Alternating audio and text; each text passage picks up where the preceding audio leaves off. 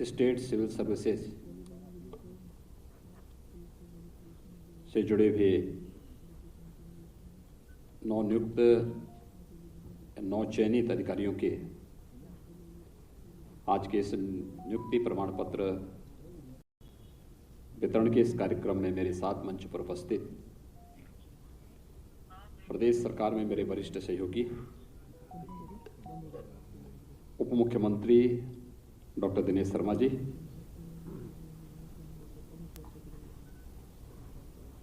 प्रदेश शासन में वित्त और संसदीय कार्य तथा चिकित्सा शिक्षा के मंत्री श्री सुरेश कुमार खन्ना जी,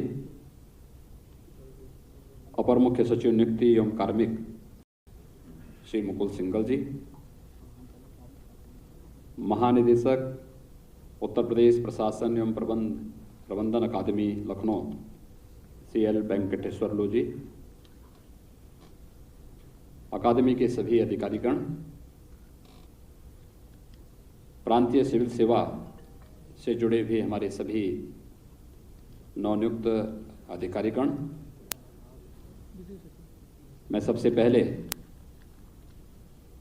आप सबको इस नियुक्ति की हृदय से बधाई देता हूं और आप सबके प्रति अपनी मंगल में शुभकामनाएं देता हूं। मुझे प्रसन्नता है कि आप जैसे योग्य और युवा ऊर्जा से उत्प्रोत 97 अधिकारी हमें एक साथ प्रदेश के अंदर प्राप्त हुए हैं, जिनकी योग्यता और जिनकी ऊर्जा का उपयोग हम देश की आबादी के हिसाब से सबसे बड़े राज्य के अंदर बेहतर प्रशासनिक व्यवस्था को आगे बढ़ाने में इस्तेमाल कर पाएंगे। हम सब जानते हैं कि उत्तर प्रदेश का जो हमारा प्रांतीय सिविल सेवा से जुड़े हुए अधिकारीगण हैं,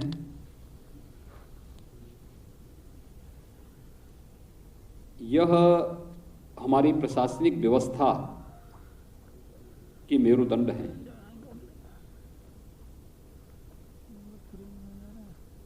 कॉमन मैन से, एक आम नागरिक से इनका जुड़ाव होता है और आम जनता अपने छोटे बड़े कार्यों के लिए कहीं न कहीं इसी तंत्र पर निर्भर करती है जिसमें आपको जाने का अवसर प्राप्त हुआ है ट्रेनिंग के दौरान, जहां पर आप अभी अलग अलग जनपदों में कार्य कर रहे हैं। और इसीलिए उत्तर प्रदेश प्रशासन एवं प्रबंध अकादमी ने अपना जो लोगो बनाया है, उस लोगो में जो अपना थीम वाक्य भी दिया है कि कामये दुख तप्ता नाम प्राणी नामार्ति नाशनम, यानी एक ही कामना है और वह क्या कि मैं दुख से पीड़ित मानवता की सेवा के लिए अपने आप को समर्पित कर सकूं। और यही लक्ष्य आप सभी नवचयनित अधिकारियों का होना चाहिए।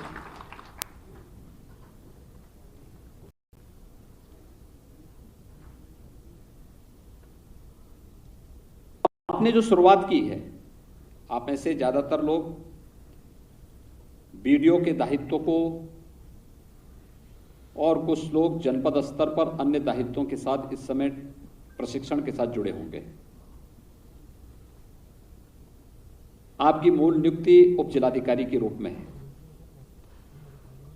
और उप जिलाधिकारी के बाद तहसीलों में जाकर के आपको वहां पर कार्य करने का, स्वतंत्र रूप से कार्य करने का एक अवसर प्राप्त होगा।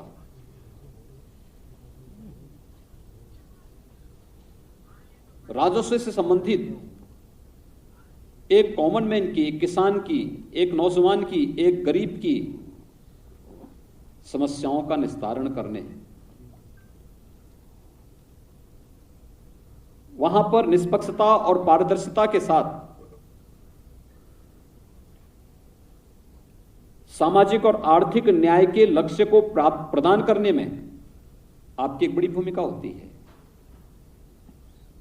और यहीं से शुरू होती है किसी भी प्रशासनिक अधिकारी के जीवन की यात्रा। ये जो शुरुआती कार्य है, जितनी मेहनत आप कर सकते हैं, देखिए हमारे यहां आर्मी के ट्रेनिंग के बारे में कहा जाता है कि उनके प्रशिक्षण के दौरान जितना अधिक पसीना बहेगा युद्ध के मैदान में, उतना ही कम खून बहाने की नौबत आएगी। और मुझे लगता है कि जितना बेहतर प्रशिक्षण और जितना अपनी पहली ड्यूटी के बाद जितना बेहतर कार्य आप कर पाएंगे, वह आपकी पूरी सर्विस की नींव होगी। और नींव मजबूत होगी तो स्वाभाविक रूप से इस नींव पर बनने वाला भवन भी उतना ही मजबूती के साथ अपनी जीवंतता को प्रमाणित करता रहेगा।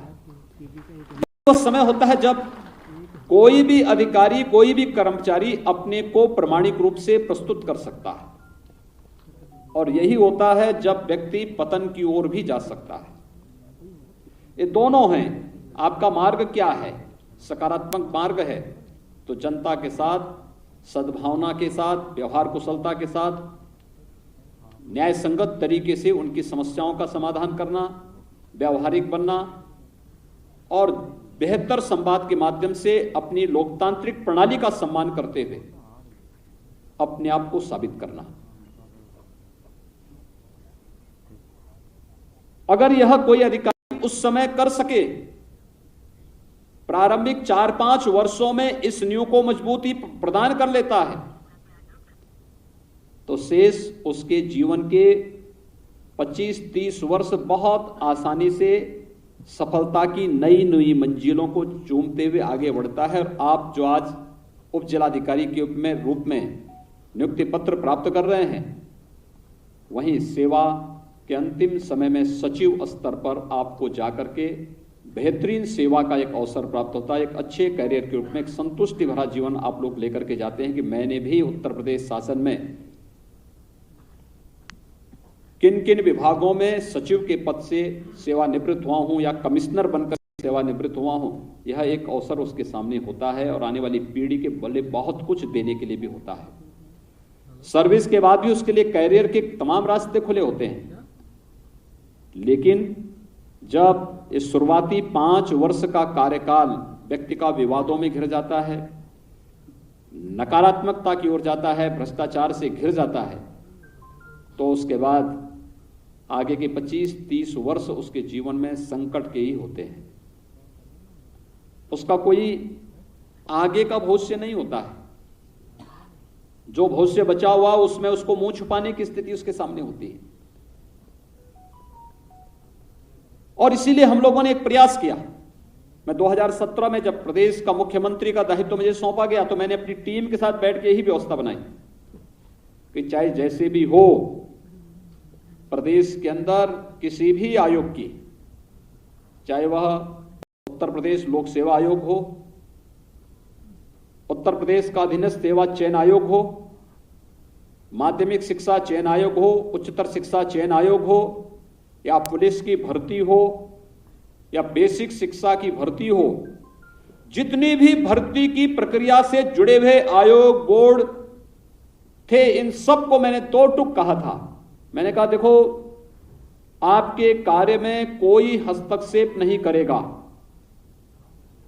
और आप इस मामले में किसी की सिफारिश भी नहीं मानेंगे, लेकिन अगर मेरे पास कहीं से शिकायत आई तो याद रखना कि आपके जीवन का वो सबसे बुरा दिन होगा। मैं इसको स्वीकार नहीं कर पाऊंगा और चयन की प्रक्रिया पूरी पारदर्शिता के साथ हर एक व्यक्ति को यह लगे कि हां, ईमानदारी और पारदर्शिता केवल बोलने के शब्द नहीं बल्कि हकीकत में भी दिख सकता है और यह हकीकत में दिखना चाहिए। और आज मैं कह सकता हूं कि जब हम 4 वर्ष का कार्यकाल पूरा करने जा रहे हैं, तब हमने प्रदेश की विभिन्न सेवाओं में 4 लाख से अधिक सरकारी नौकरियां उत्तर प्रदेश के नौजवानों को दी हैं और पूरी ईमानदारी के साथ दी हैं, पूरी पारदर्शिता के साथ दी हैं।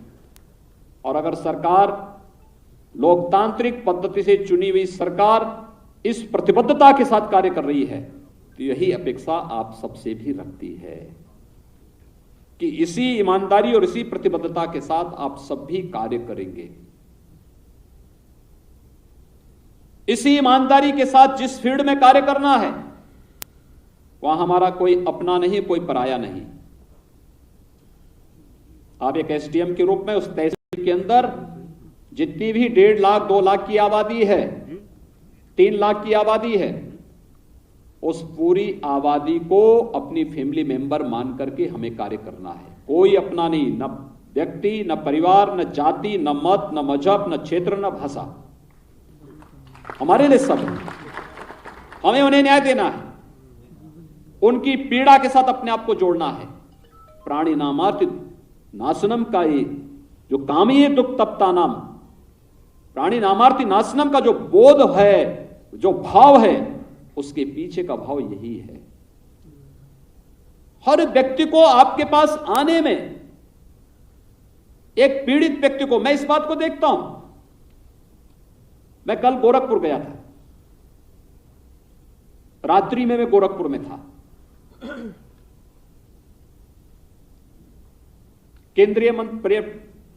केंद्रीय उर्वरक और रसायन मंत्री गोरखपुर में कल आए थे। हम दोनों का एक ज्वाइंट विजिट था। गोरखपुर में एक खाद कारखाना बंद हो गया था। आदरणीय प्रधानमंत्री जी ने 2016 में उस खाद कारखाने के स्थान पर फिर से एक नया खाद कारखाना लगाने के लिए शिलान्यास का कार्यक्रम संपन्न किया था और उसी के निरीक्षण के लिए हम लोग कल गए थे। आज प्रातःकाल में जब देख रहा था, मेरे आवास के पास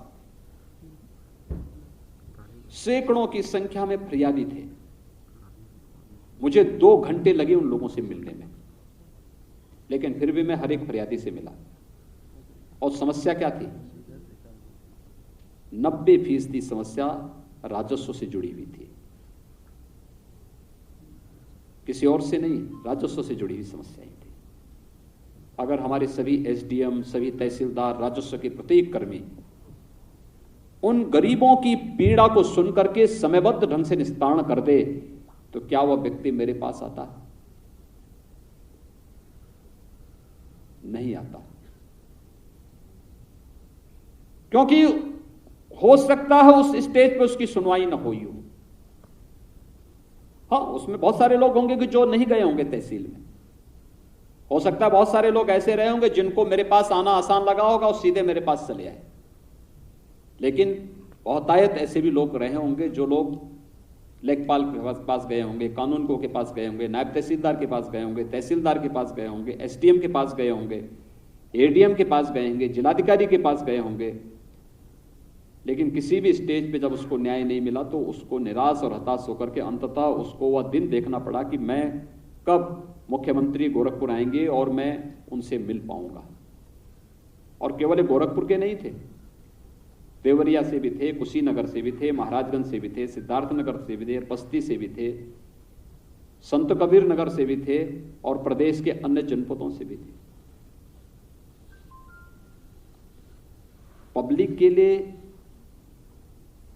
उनके इन सभी छोटे छोटे कार्यों के लिए क्या हम अपने कार्यालयों में बैठ करके या तहसील दिवसों के अवसर पर या विशेष शिविर आयोजित करके, मुझे तो आश्चर्य हुआ। मैंने राजस्व विभाग से एक बार कहा, अभी लगभग 3 महीने पहले, मैंने कहा विरासत का एक विशेष अभियान चलना चाहिए। और हम लोगों ने प्रदेश में विरासत का एक विशेष अभियान चलवाया, क्योंकि मैं जानता था विरासत के अभियान में कितनी कठिनाई होती है। मैं स्वयं इस बात को जानता हूं। मेरे गुरुजी दिवंगत हुए थे 2014 में, और 2014 में दिवंगत होने के बाद 2016 में मैंने ये देखने का प्रयास किया कि भाई हुआ ये कि उनके दिवंगत होने के बाद मैंने कहा अब कौन इस सब चक्कर में पड़ता है। मैंने कहा जितने भी उनसे जुड़ी हुई प्रॉपर्टी होगी, जितने भी अन्य चीजें होंगी, सबका ट्रस्ट बना करके और ट्रस्ट उसको संचालित करें। तो मैं यही देखने के लिए कि वरासत की कार्रवाई के लिए आवेदन किया गया था, तो उसमें क्या हुआ है। आप मान सकते हैं मैं एक सांसद रहा हूं 1998 से लेकर के और 17 तक मैं सांसद था। जब मैंने आवेदन किया था तब भी मैं सांसद था और 2 वर्ष तक मेरे वरासत की कार्रवाई पूरी नहीं हो पाई थी। तब मुझे जिलाधिकारी से कहना पड़ा था एक कॉमन मैन के साथ क्या बीतती होगी। आप अनुमान लगा सकते हैं जब मेरा कागज इतने दिनों तक रुक सकता है, एक कॉमन मैन का क्या होता होगा। तो मैंने कहा एक वरासत का विशेष अभियान चलाओ। 8 लाख से अधिक मामले आए थे और फिर एक अभियान चला करके उनका निस्तारण भी किया गया। तहसील के अंदर जनता से जुड़ी हुई इसी प्रकार की समस्याओं के लिए विशेष कैंप, विशेष शिविर, विशेष आयोजन हो सकते हैं। पैमाइश, विवाद की मुख्य जड़ क्या है? पैमाइश। हत्या बड़ी जमीनों के लिए नहीं होती है हमेशा। बड़े विवाद तो लंबे समय तक चलते हैं, लेकिन छोटे छोटे विवाद को लेकर के 1 फीट 2 फीट जमीन को लेकर के अक्सर बड़ी वारदातें होती हैं। कानून व्यवस्था के लिए संकट खड़ा होता है। अगर तहसीलें हमारी संवेदनशील हो जाएं, जागरूक हो जाएं, हम अभियान चला सकते हैं। पूरी टीम एक साथ जाए, सावधानी के साथ जाए। हिंसा के लिए कोई जगह नहीं। जहां पर लगता है कि कोई भी इस प्रकार की हरकत करता है, पहले से पाबंदी और पहले से सख्ती। जब सरकार ने कार्य करने के लिए पूरी स्वतंत्रता दी है, पूरी फ्रीडम है, किसी अधिकारी और किसी कर्मचारी के कार्य में किसी प्रकार का कोई भी राजनीतिक हस्तक्षेप नहीं, तो फिर कॉमन मैन को न्याय प्राप्त करने के लिए इस प्रकार की इड़ी चोटी एक क्यों करना पड़ रहा है? न्याय तो फिर उसके पास पहुंचना चाहिए। और जो अधिकारी अच्छा काम कर रहे हैं उनके बारे में पब्लिक बोलती है कि फलाना अधिकारी बहुत अच्छा है, बोलती है पब्लिक। हमें बहुत बार प्रशासनिक आधार पर कुछ अधिकारियों को जो अच्छे लगते हैं तो उन्हें कुछ ऐसी जगह पे भेजना पड़ता है जो चुनौतीपूर्ण होता है लेकिन महत्वपूर्ण भी होता है, वहां भेजना पड़ता है। लेकिन जब हम लोग हटाते हैं, हमारे पास एक साथ पब्लिक की तरफ से फीडबैक आने लगता है, अरे साहब हमारा अधिकारी इतना अच्छा था, आपने हटा दिया। लेकिन बहुत बार ये होता है, पब्लिक भले ही शिकायत नहीं करती है, लेकिन जब हम लोग किसी अधिकारी को हटाते हैं तो पब्लिक हमें धन्यवाद भेजती है कि आपने अच्छा किया, हमारा ये बला टल गया है, ये जो है अच्छा हुआ, हमारे यहां किसी को न भेजें, हम ऐसे रह जाएंगे, लेकिन ये अधिकारी चला गया, अच्छा हुआ। आप तय करिए आपको किस में रहना है। एक सामान्य नागरिक की दुआ को लेना है और उसके माध्यम से अपने जीवन को यशस्वी बनाना है कि एक पीड़ित व्यक्ति की पीड़ा के अभिशाप को जीवन भर अपने साथ ठप्पा लगा करके फिर उसी में अपसिप्त होकर के अपने पूरे कैरियर को खराब करना है, यह कोई भी व्यक्ति तय कर सकता है। और मुझे लगता है कोई भी सक्षम व्यक्ति, ईमानदार व्यक्ति हमेशा समाज की दुआ को लेकर के एक सामान्य नागरिक को जहां पर न्याय उम्मीद ही नहीं बल्कि हकीकत में बदलावा दिखाई दे, ये चीजें दिखानी चाहिए। और ये तब मैं आपसे कह रहा हूं जबकि उत्तर प्रदेश का अब तक का सबसे बड़ा बैच है पीसीएस का, जो उप जिलाधिकारी के रूप में चयनित होकर के सेवा के लिए जा रहा है। 97 अधिकारी एक साथ उत्तर प्रदेश पीसीएस का पहली बार इतना बड़ा बैच निकला है और पूरी पारदर्शी तरीके से। यही उत्तर प्रदेश है जहां 17 के पहले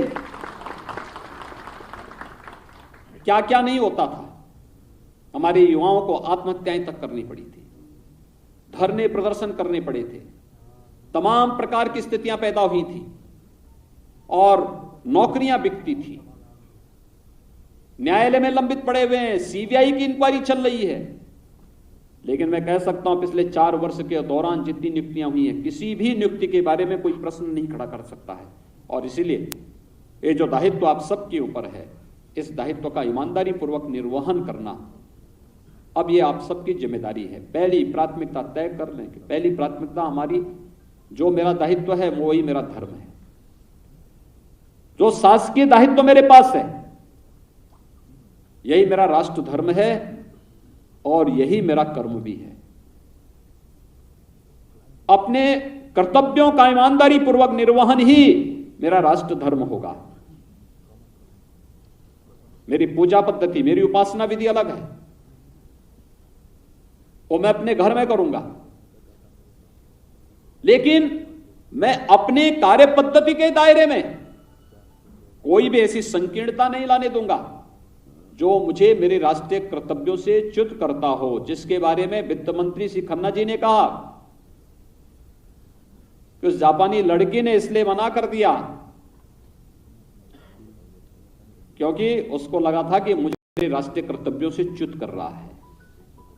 मैं अपने राष्ट्रीय कर्तव्यों, राष्ट्र मेरे लिए सर्वोपरि है, प्रदेश हमारे लिए सर्वोपरि है, और अगर प्रदेश की बैकबोन के रूप में कार्य करने वाली स्टेट सिविल सर्विसेज से जुड़े हुए हमारे सभी अधिकारीगण मेरुदंड बन करके, बैकबोन बन करके कार्य करना प्रारंभ कर देंगे, कोई कारण नहीं कि उत्तर प्रदेश देश की सबसे बड़ी अर्थव्यवस्था न बन जाए।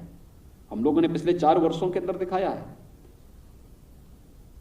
2016 तक उत्तर प्रदेश देश की 5वीं और 6ठी अर्थव्यवस्था थी।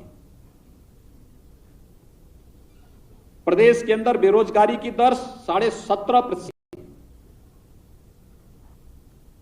ईज ऑफ डूइंग बिजनेस में उत्तर प्रदेश 14वें स्थान पर था, और पिछले 4 वर्ष के दौरान जो टीम वर्क हुआ है उसका परिणाम है Uttar Pradesh ease of doing business में 14वें से दूसरे स्थान पर आया है। अर्थव्यवस्था में 5वीं और 6ठी से अब दूसरे स्थान पर आ चुका है। और यही नहीं, बेरोजगारी की जो दर उत्तर प्रदेश में 17.5% थी, आज वो घट करके 4% पर आ चुका है। लोगों के लिए कौतूहल और आश्चर्य का विषय है कि इतना बड़ा प्रदेश, इतनी बड़ी आबादी, 40 लाख माइग्रेंट लेबर जिस प्रदेश में आए हों, वहां बेरोजगारी की समस्या का समाधान कैसे हुआ? लेकिन एक कार्य का परिणाम है। प्रदेश के अंदर की संभावनाओं के बीच में जो परिणाम सरकार लेकर के आई है वह सबके सामने है। ये डाटा मेरे नहीं बल्कि भारत सरकार के हैं, दुनिया के प्रतिष्ठित संस्थाओं के हैं, जिन्होंने अपने सर्वे के आधार पर ये सभी चीजें जारी की हैं। आज के इस अवसर पर आप सभी नवनियुक्त उप जिलाधिकारियों को मैं एक बार फिर से बधाई देता हूं, अपनी शुभकामनाएं देता हूं। आपके सफल और उज्जवल भविष्य की कामना भी करता हूं और विश्वास करता हूं पूरी क्षमता, कार्यदक्षता का अपनी दक्षता के साथ सब अपने आप को साबित करेंगे। आप सबके प्रति मेरी शुभकामनाएं। धन्यवाद। जय हिंद।